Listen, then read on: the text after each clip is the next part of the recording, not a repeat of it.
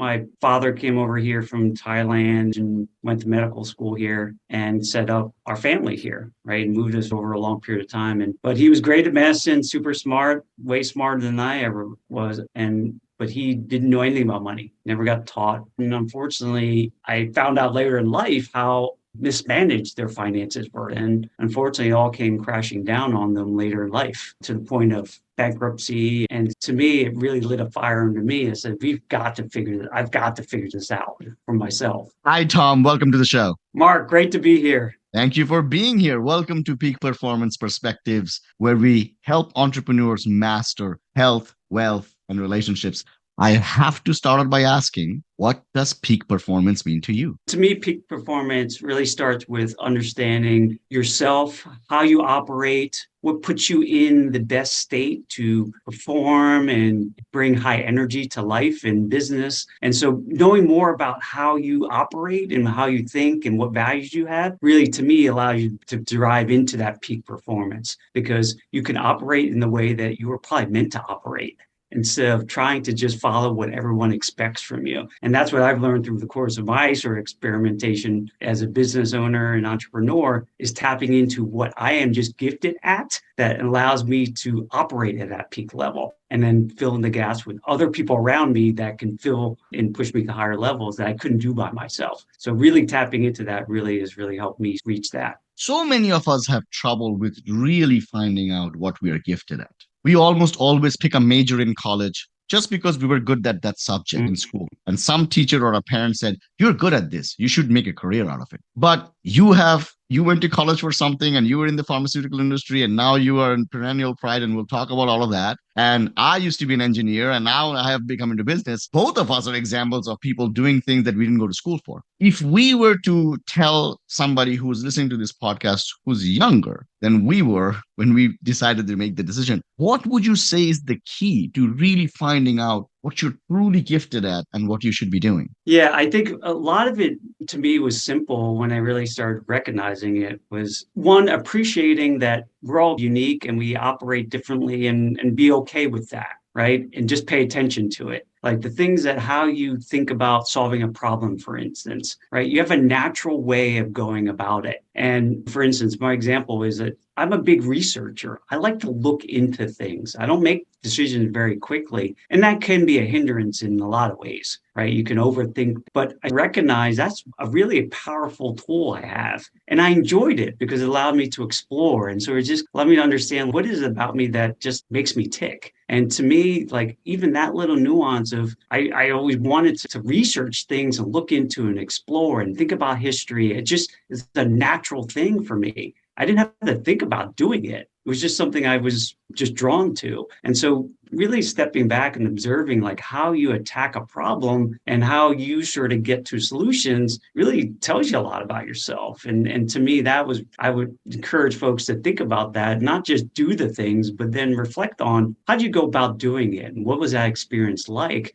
And then that would probably give you hints of what it is that makes you unique in how you tackle problem or think through things. And so I really encourage my kids to do it all the time. Just don't go through school, but what jumped at you through the week, which we don't do all the time, right? We don't reflect on the week and say, what were the highlights and lowlights from it? But from the highlights, what about it made it so unique, right? And memorable to you? And then think about what it means. And we often don't take the time to do stuff like that. You left a very stable and successful corporate job to pursue entrepreneurship, which is an extremely bold move. What inspired you to make that change? At the time, just like a lot of folks, you get into these jobs and it becomes almost like robotic. It's like a habit. And I know habits can be good, like good habits are great to adopt them. But then there are habits where you don't even know why you do certain things. And when I was in my job, I could have easily been there and stayed there for a long time and probably retired. But there was a point in time I just recognized that I didn't want to end my life and look back and say, this is where I landed and never pushed myself further. Right. And I remember being at the company and walked into the office, went through a 2-hour commute back and forth. And I was just like, I just said, this can't be it.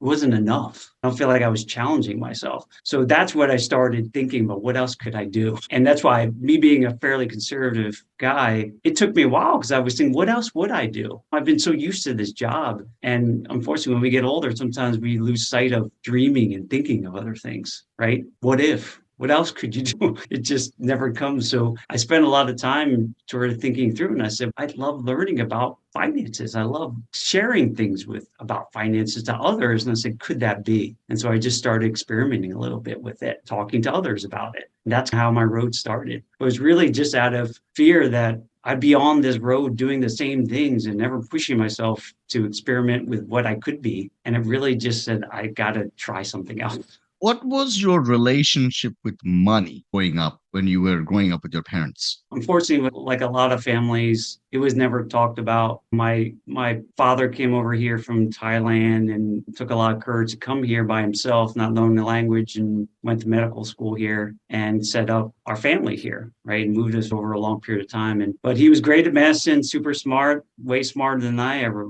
was. And but he didn't know anything about money, never got taught. So we never learned about it. It wasn't really something was openly discussed. And that's unfortunately a normal thing today, very taboo topic. And we make it more than it is. And so it was something we never learned about. And unfortunately, I found out later in life how mismanaged their finances were. Even though they were making a lot of money, they didn't keep much and were very risky in their investments and didn't plan appropriately for their futures. And unfortunately, it all came crashing down on them later in life to the point of bankruptcy and hundreds of thousands of dollars of tax owed, and you name it. It was just a disaster. And to me, it really lit a fire under me. I said, I've got to figure this out for myself. I can't have that happen to them. They did the best they could, but they just didn't understand it and know it. My job is to help my family and help other families be able to talk about these things and set their families up and actually buy money and don't make it more than it is. It's just a tool, right? We make it such a factor in our lives, like to exude success and what it stands for. And I said, we could be so successful without even having money, but we make it to such a big thing. Now, I like it to have more money. I like it because it allows me to do more things for other people and my family, but I put it in its place and make it a tool that we use to make the most of our lives. But it took that cycle to learn that and appreciate it. You brought up a really interesting point, especially coming from immigrant families. Our parents don't really talk to us about money. And like you said, in today's society, money has become a very taboo topic. I think I read some article that said that most people are more willing to talk about their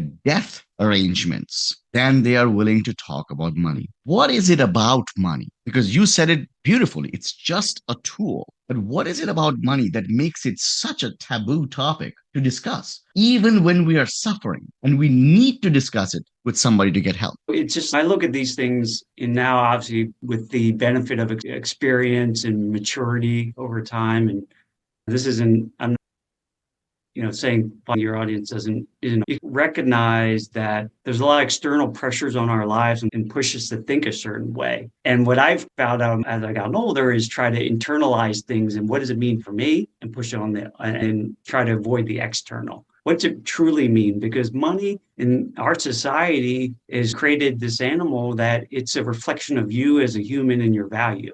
The more money you have, the more successful you are, the more attention you should get, and now you're a better person. That's what people feel. And I felt that too. There was so much pressure to do it. And without thinking about, is this the kind of person I want to be? And is this kind of the way I want to live life? Just to have more money. And to me, I think it's just one of those things that if you can stop to think about what others are thinking about, the external sort of view of what it looks like, what car I'm driving, and screw that, because it really doesn't matter. But we put that on ourselves to make it matter. And so when I started realizing that it's what I care about and that how I feel about it, what matters, it changed my relationship with it. Because now that what I'm spending money on matters to me, and the things I don't spend money on don't matter. And that's why I don't spend money there. A lot of people still spend money there. Fancy cars, clothes, whatever, trying to impress them with my private school to send my kids. You can do that, but take it from the inside. Is this something that's good for you and it fits your life and what you're trying to do with it versus the exterior lens of it? and how others perceive you, it's a different animal. And that's what I appreciate more than ever, because it allows me not to have to suffer about that. I don't care what people think because I know it's right for me and how I operate and for my family and for what I do on this earth.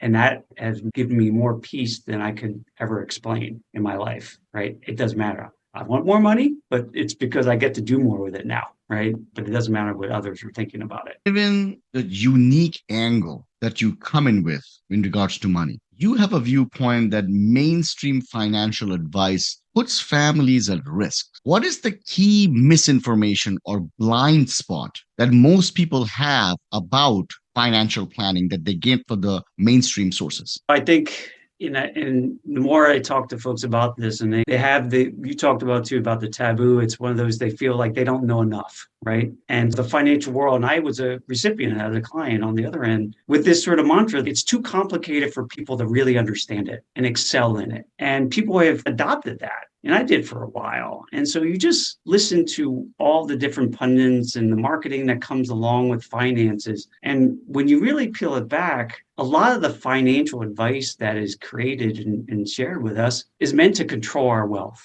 in a lot of ways, right? A lot of the tools or set up approaches are meant to do a lot of things, like us giving them money, a lot of it over long periods of time, and they hold it for a long period of time so they can use our money to make themselves more money. And then when we might want to give it back to us, they don't always give it back when we want it, right? The control factor is on the other side, right? And when you really start to think about those little things like that, you start recognizing there's ways that you can shift the power to your side. And that's when you start really harnessing the value of it, because a lot of there's the financial world, and I'm not saying all of them are bad, they provide good service in general, but they're meant to control our wealth. And you just have to understand that. And if you turn the tides, you can keep more of your wealth and put it to work for your benefit. And the ability to learn and understand those things are there for us. We talked about before we got on this podcast around having the right people around you, the right advisors, the network around you to supplement you, to help you think through things. But that assumes you got to control your life and where it goes. And that's where finances, that's my opinion of it. All of us can do that with the advice, education, and then the ownership from the people whose money it is. You've got to own it. In this country, we're easily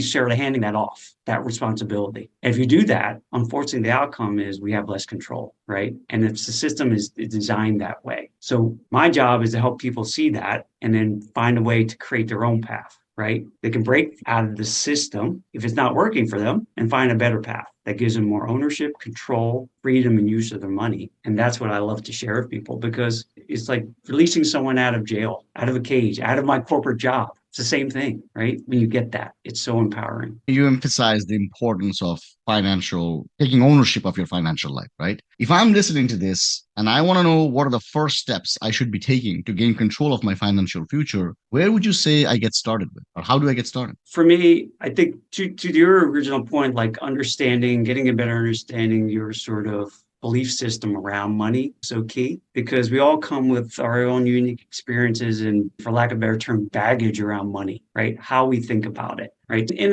to me, it was always good to at least you understand where you come from. And that's where, when I'm talking to clients, I recognize that we all come at it from so many different ways. Understanding at least your sort of foundational piece of what drives how you operate, right? That's key number one in my mind. The other one too is understanding and getting a broader view and lens of your entire financial life. Like what's happening. And sometimes you might need help to get an assessment of that. When I talk to a lot of folks, they don't actually understand where their money is and how it works today, or what insurance I have. What gaps even exist? To me, it's one of those sort of baseline sort of exercises that seems so basic. And people may think they understand it, but when they actually look at it, they've never really seen their financial life holistically and where it stands and what they know or don't know about it. And so that's typically a very sort of eye-opening moment for folks to realize where money could be being lost or where money is trapped that I can't use. They just don't really always think about because they're just so busy in life, right?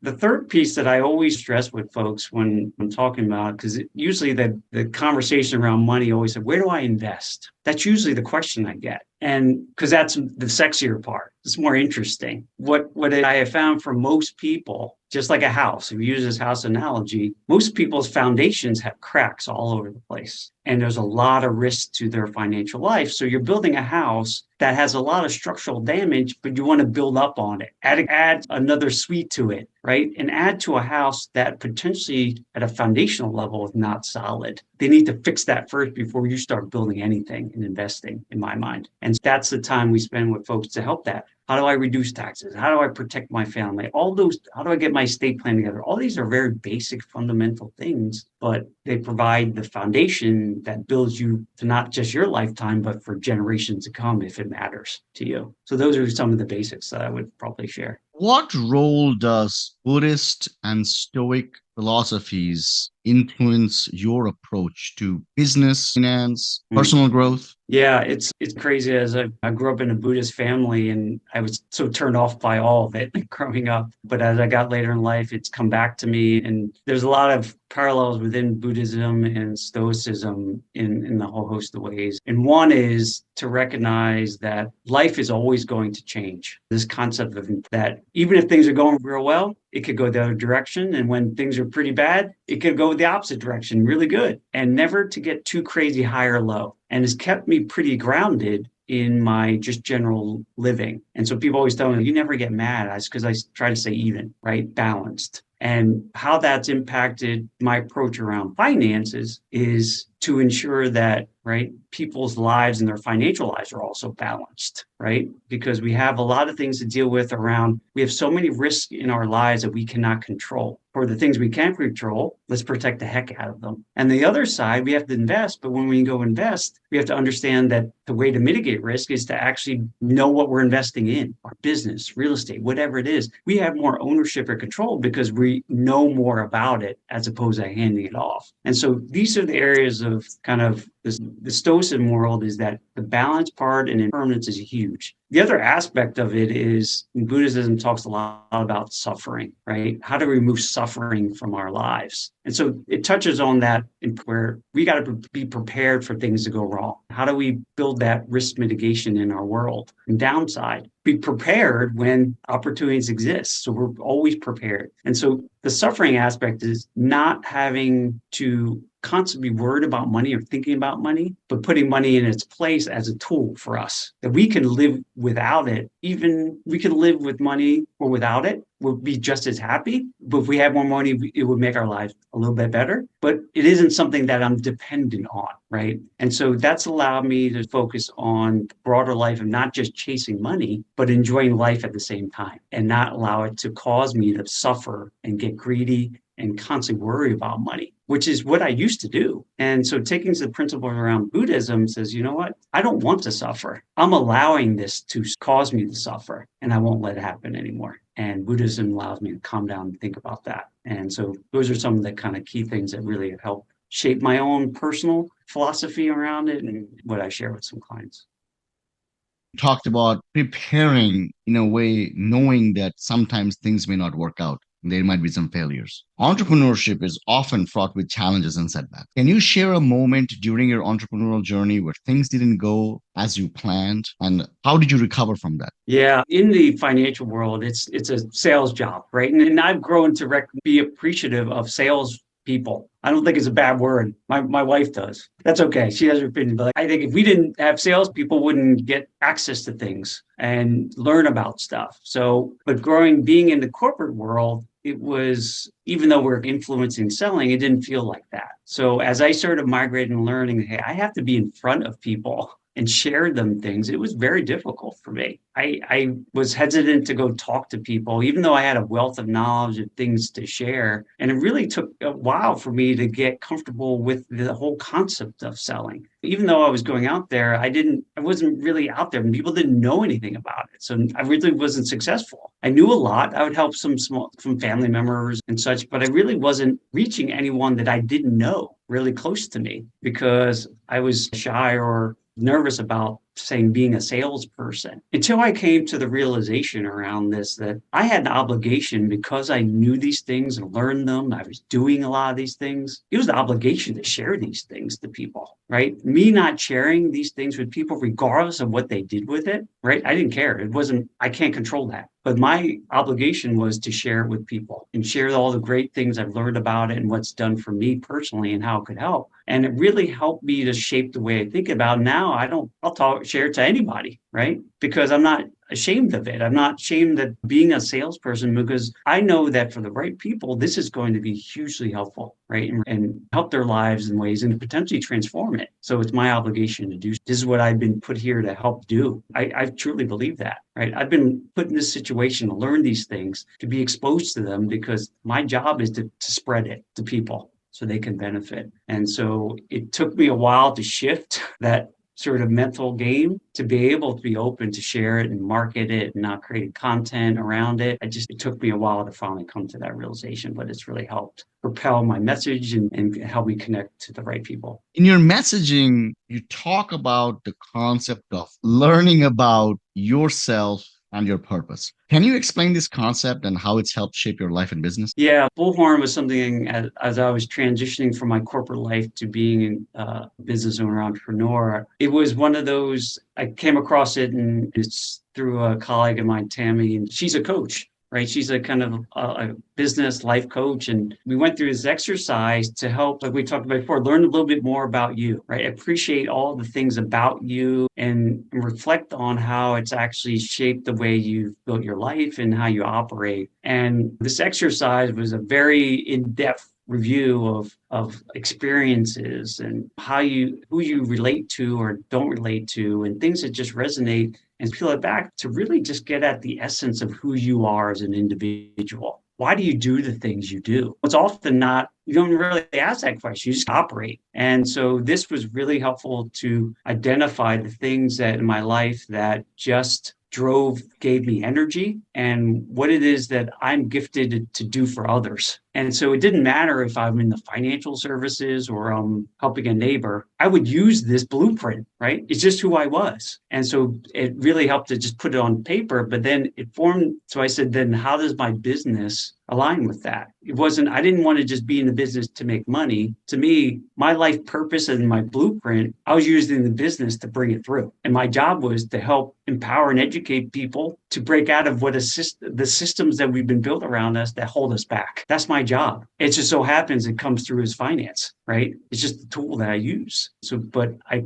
came to that realization by examining this, that I got joy out of that. I liked explaining things to people. I like to see them when their light bulb turned on and they got fired up. And I loved that. And they saw a different path that they can own themselves. And I did that through my financial life personally. And so that's the segue into the blueprint. So it was just who I am, and it just came and manifest through my business and how I operate. And so I just love the connection because frankly, it's the why I do anything. What's that Simon Sinek thing? Start with why. Like, why would I do this? It's not about a product or a financial strategy. That's how we get it to implement. But there's a bigger why to it, to help people live and maximize their lives and impact things more than they could ever imagine. Money helps with that. Entrepreneurship, a business that we start of our own, is almost like a baby. And when you're watching a baby, when you're caring for a baby, you don't look at the time. So many of us get lost in our businesses because we're caring for this child.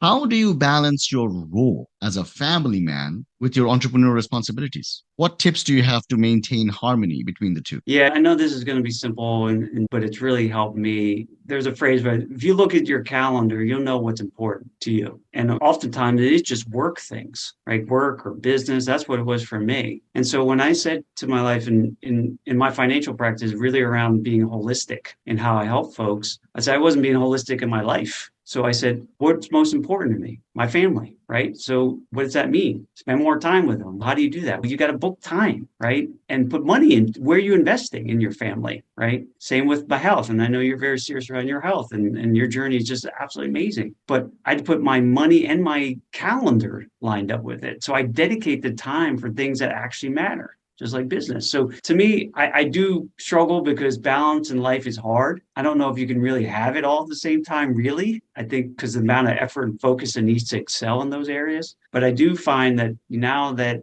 for the things that I really, to me, I'm in my deathbed and I have to talk to them. I want these things. I want my family to know I was there for them. I have to show up. And that means putting on the calendar and prioritizing it. for the things that matter and things around health, working out, going to see a doctor, we talk about saunas, like all those things have to be planned or they're not going to happen or they're likely not going to happen. So that's how I balance today. And it's really been helpful for me because it prioritizes it and it reminds me why I do it. So that's what's helped me. And thank you for your honesty and truthfulness around it. I think what you said is 100% true, which is that as much as we try it and we want to, true balance sometimes is extremely hard to accomplish because of the competing priorities there are and the amount of work that takes into it. But the absolute best we can do is identify what are the priorities that we have and be able to attempt attaining that balance to the best of our ability. And I think at the end of the day, that's what separates you, Tom, from every other financial expert that I've interviewed and spoken to and have connection with it. That you come just like in your business,